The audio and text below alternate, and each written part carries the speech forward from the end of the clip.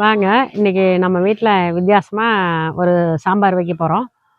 அது என்ன சாம்பார்னா சுண்டக்காய் சாம்பார் வைக்க போகிறோம்.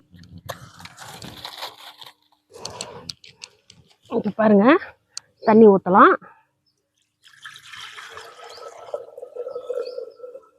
அவ்வளோ தண்ணி ஊற்றிக்கலாம். பாருங்க, உலை நல்லா காயிட்டும். அது வரைக்கும் தீ எறியட்டும். பாருங்க, உலை காஞ்சிருச்சு.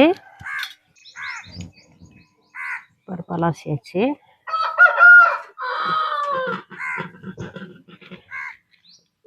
பருப்பு போடலாம்.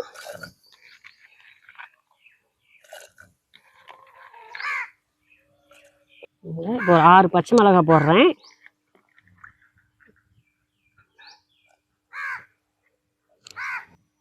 தக்காளி போடுறேன், 2 தக்காளி போடுறேன். ஒரு 4-5 சின்ன வெங்காயம்.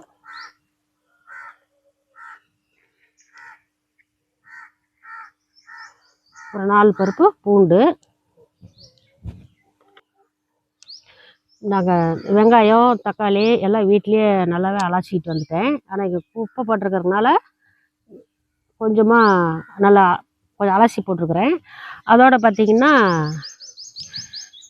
இது தக்காளி வந்து முழு தக்காளி தான் போடணும். அப்போ தான் ஒரு டேஸ்ட்டாக வரும். அதில் வந்து அரிஞ்சு போடணும்னா அதோட டேஸ்ட்டே மாறிடும். முழு தக்காளி தான் போடணும். அதோடு பார்த்திங்கன்னா எண்ணெய் பாருங்கள், ஒரு 2 ஸ்பூனுக்கு மேலேயே ஊற்றிருக்கிறேன். அதோட கொஞ்சம் மஞ்சத்தூள் போட்டுக்கலாம். மஞ்சத்தூள் போட்டாச்சு.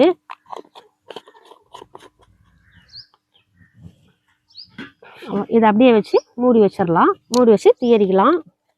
மேலே அப்புறமா தண்ணி வேணும்னா அதுக்கோசரம் பார்த்தீங்களா கொஞ்சோண்டு தண்ணி ஊற்றி வச்சுக்கிறேன். நான்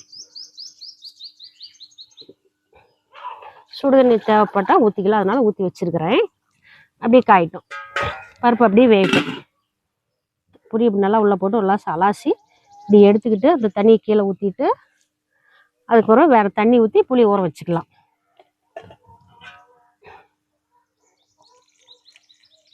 இந்த அளவுக்கு தண்ணி ஊற்றினா போதும், ஊறிக்கிட்டே இருக்கட்டுங்க. பாருங்கள், அடுப்பில் வச்சு 2 நிமிஷம் ஆயிடுச்சு. இப்போ பொங்குதான்னு எடுத்து பார்க்கலாம். மத்தியம் லேசாக அடுப்பு ஏற்றினால பொங்கி வரும். நம்ம அதை கொஞ்சம் பார்த்துக்கணும், கீழே வராமல் பார்த்துக்கணும். அடுப்பு கொஞ்சம் குறைச்சி வச்சுக்கணும். இது நுரைய அடங்கினதுக்கு அப்புறமேல நம்ம நல்லா மூடி வச்சிடலாம். அன்ன வரைக்கும் கொஞ்சம் ஓப்பன் பண்ணி வச்சு எரிக்கணும். பார்த்தீங்களா எப்படி வருதுன்னு பாருங்கள். நம்ம வீட்டில் குக்கர்லாம் வச்சோம்னா அப்படியே வச்சு மூடி வச்சிடறோம். ஆனால் அது வந்து பொங்கி வரணும், நம்ம தண்ணி வெளியே வருதுன்னு சொல்கிறோம். ஆனால் இந்த மாதிரி பொங்கி வர தண்ணி தான் அதில் வெளியில் வரும். ஒரு 2 நிமிஷம் அப்படியே விட்டோம்னா அது நுரை இறங்கும் போது உள்ளே போயிடும், அப்படியே இறங்கிக்கும். இப்போ பார்த்தீங்கன்னா குறை அடங்கிச்சு. பார்த்தீங்களா, இவ்வளோதான். ஒரு 2-3 நிமிஷம் வச்சுருந்தோம்னா அதுவே நுரை உள்ளே போயிடும். நம்ம பருப்பு சாம்பார் பருப்பை குக்கரில் வேக வச்சு அந்த பருப்போட டேஸ்ட்டே நம்மளுக்கு மறந்து போயிடுது. இப்படி வச்சு பாருங்கள், நல்லா டேஸ்ட்டாக இருக்கும். இதை ரெடி பண்ணி விட்டுட்டு இது பாட்டில் வெந்துக்கிட்டு இருக்குதுங்க. நம்ம இதுக்கு தேவையானது என்னென்னா, நம்ம போய் சுண்டக்காய் பறிச்சிட்டு வரலாம். சுண்டக்காய் பறிச்சிட்டு வந்து சாம்பார் வைக்கலாம். இன்றைக்கி அம்மா சுண்டக்காய் பறிக்க போகிறாங்க.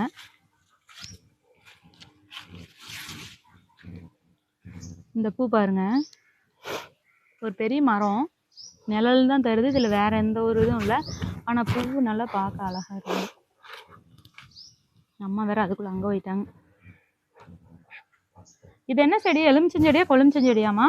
அது எதிரே தெரியல, ஒன்றும் தலை வரல. காய் வந்தால் தான் தெரியும், என்ன செடின்னு தெரியல ஒன்றும். இது நெல்லிக்காய் செடி, சின்ன நெல்லிக்காய். காய் பறிக்கிறேன். சுண்டக்காய் செடி. காயை கொஞ்சம் நல்லா திரண்ட காயாக பார்த்து பொறிக்கணும். பிஞ்சு காயை பொறிச்சோம்னா அதில் ஒன்றுமே இருக்காது. கை நல்லா குத்தி பிடிச்சிக்கணும். முள் இருக்குங்க இதில், அலாசி போட்டுக்கோ. பார்த்து பொறிக்கணும். நான் பிடிக்கிட்டா? ஹெல்ப் பண்ணிட்டா? பிடி வச்சு நல்லா நறுக்கும் குத்தி பிடிச்சி. முள் சுண்டக்காய் செடியிலாம் முள் இருக்குங்க, பார்த்து பொறிக்கணும்.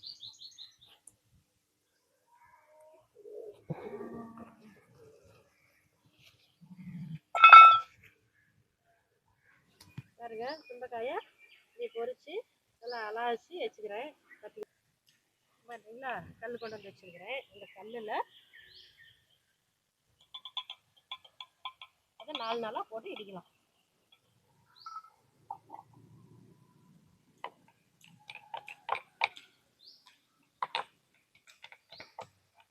இப்படி தான் இடிக்கணும். இப்படி இடித்து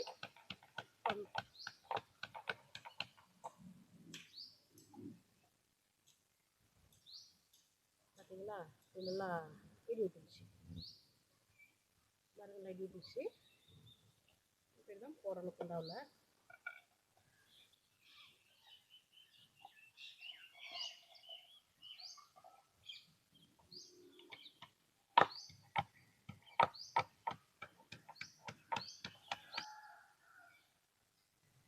பார்த்தீங்கன்னா எல்லாம் நல்லா பார்த்தீங்கன்னா பாருங்க, இது விட்டுச்சு. அவ்வளோதான், 1 2 வந்து அப்படியே எடுத்துக்கலாம். நல்லா வெடி விட்டுச்சு பாருங்க. பாருங்க, தண்ணி ஊற்றலாம்.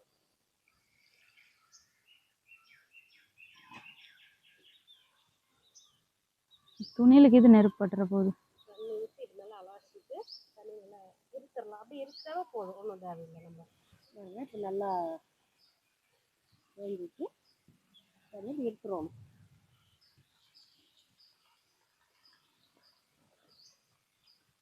விதை அடியில் நிற்கிது.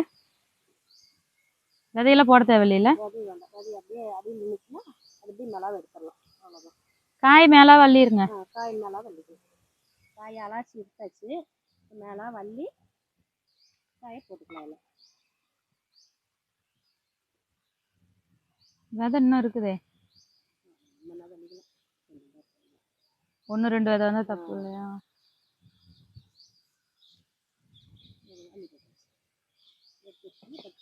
எல்லா காயும் எடுத்துக்கலாம். மழை பாருங்க, சட சடன்னு வந்துருச்சு. நம்ம இதோ அங்கதான் வச்சிருக்கோம் நம்ம அடுப்பை. இப்போ நம்ம வந்து இந்த கொட்டாய்க்குள்ள நின்றுட்டு இருக்கிறோம்.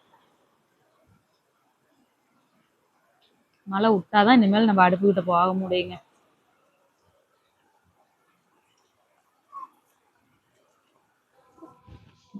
பாருங்க, பருப்பு வெந்து போச்சு. இன்னும் வரைக்கும் மழை வேற வந்ததுனால எல்லாம் வீட்டுக்கு எடுத்துட்டு வந்துட்டோம்.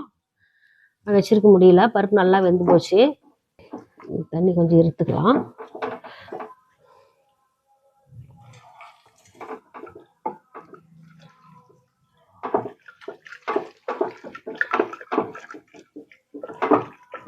வேண்டாம் வேண்டாம், முடிச்சுக்கணும். பருப்பு வந்து நெகினு கிடைக்கூடாதுக்குன்னு அரைப்பருப்பாக தான் இருக்கணும். அப்பதான் நல்லா இருக்கும். இன்னும் கொஞ்சம் திரும்ப அந்த இதில் காயில் ஊற்றும் போது இதுவும் சேர்ந்து. ஆமாம், வேகும். இது வந்து பார்த்தீங்கன்னா தக்காளி, மிளகாய், பச்சை மிளகாய் போட்டது எல்லாமே நல்லா கடை விட்டுருச்சு. ஆனால் பருப்பு வந்து அரைப்பருப்பாக இருக்கிற மாதிரி கடைஞ்சிக்கணும். மிளகாயெல்லாம் தனியாக நசுக்கி விட்டுக்கணும். சுடுது இல்லைங்களா? பருப்பு இப்படி தான் இருக்கணும். எடுத்து அதில் ஊற்றிக்கலாம். அந்த தண்ணியிலையும் ஊற்றிக்கலாம். பருப்பு எடுத்து வச்ச தண்ணியிலையும் ஊற்றிக்கலாம். ஏன்னா சாம்பார்னால தண்ணி தேவைப்படணும். சுடு தண்ணி ஊற்றுறேன் கொஞ்சமாக.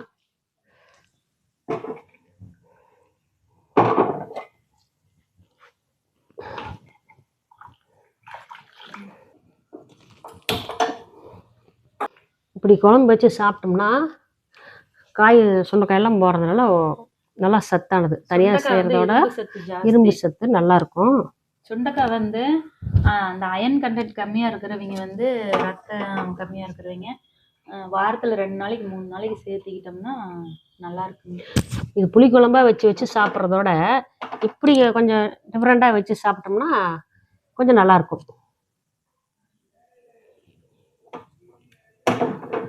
எண்ணெய் காஞ்சிருச்சு. எண்ணெய் ஊற்றிக்கலாம். இது கடலெண்ணெய் தானே? ஆமாம், கடலெண்ணெய் இல்லை, நல்லெண்ணெய். நான் வந்து நல்லெண்ணெய் ஊற்றுறேன். எண்ணெய் காஞ்சிருச்சு. கடுகு போடுறேன்.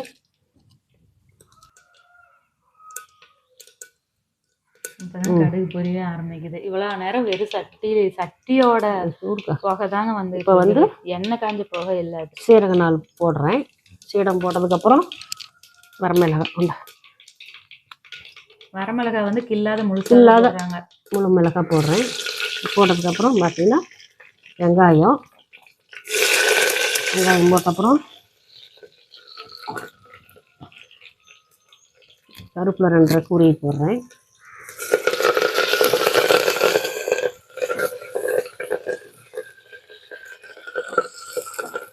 கூடவே தக்காளி, ஒரு தக்காளி, சின்ன தக்காளியை போடுறேன்.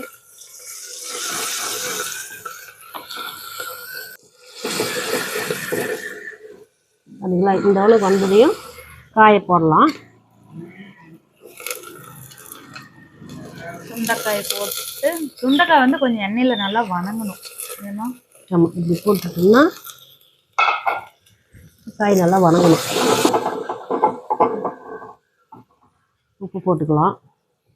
உப்பு பருப்பில் இன்னும் போடல. இன்னும் போடல. இதுலேயே போதும். அது பருப்புலேயும் கொஞ்சம் மஞ்சள் போட்டுருக்குது. இதில் இதுக்கு தேவையானது கொஞ்சமாக மஞ்சள்.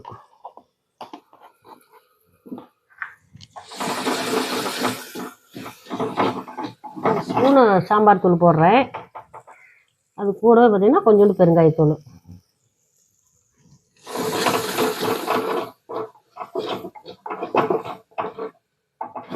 இப்போ புளி ஊற்றிடலாம். காய் நல்லா வணங்கிடுச்சு. காய் வணங்கிச்சு, ஒரு புளி ஊற்றுறேன்.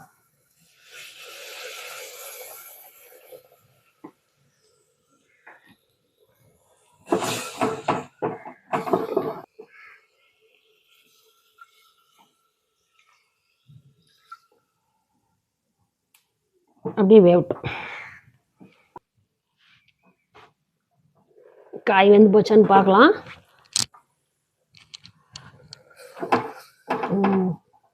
காய் வெந்து போச்சு, பார்த்தாவே தெரியும். காய் வெந்த போனது நல்லா தெரியும் பாரு, வெந்து போச்சு. இப்போ பருப்பு எடுத்து ஊற்றிடலாம். நசுக்கிலாம் பார்க்க தேவையில்லையா? அது பார்த்தாவே தெரியும் பா. பார்த்தோம்னா பார்த்தியா, காய் வெந்து போச்சுன்னா கலர் அப்படியே மாறிடும் பாரு, பச்சை வராது, நிறமே மாறிடும்.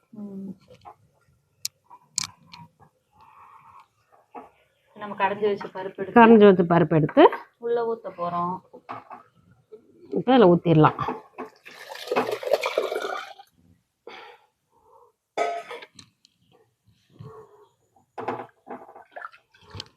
தண்ணி பத்தலைன்னா இப்போ ஊற்றிக்கலாம். தண்ணி போதும்.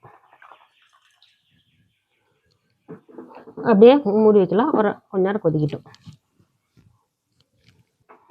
பாருங்க, உப்பு காரம் பார்க்கலாம். இப்படி பார்க்கலாம், புளி உப்பு காரம்லாம் கரெக்டாக இருக்குதா, தண்ணி கரெக்டாக இருக்குதான்னு பார்த்துக்கலாம்.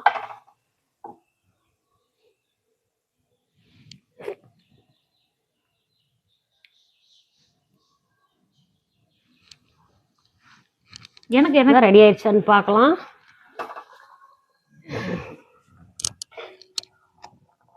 ரெடி ஆயிடுச்சு, எல்லாம் நல்லா இதாயிடுச்சு. இப்போ அடுப்பு ஆஃப் பண்ணிடலாம். அடுப்பு ஆஃப் பண்ணாலுமே அது 5 நிமிஷம் கொதிச்சிட்டே தான் இருக்கும். சீக்கிரமாக கேஸ் இல்லாத மாதிரி குண்டா மாதிரி சீக்கிரம் கொதி அடங்காது.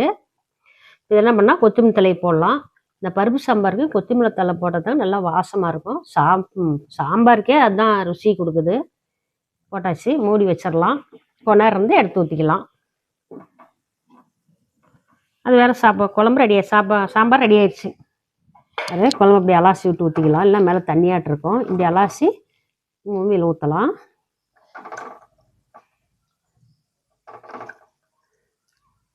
சாப்பிட்டு பார்க்கலாம். சுடுது.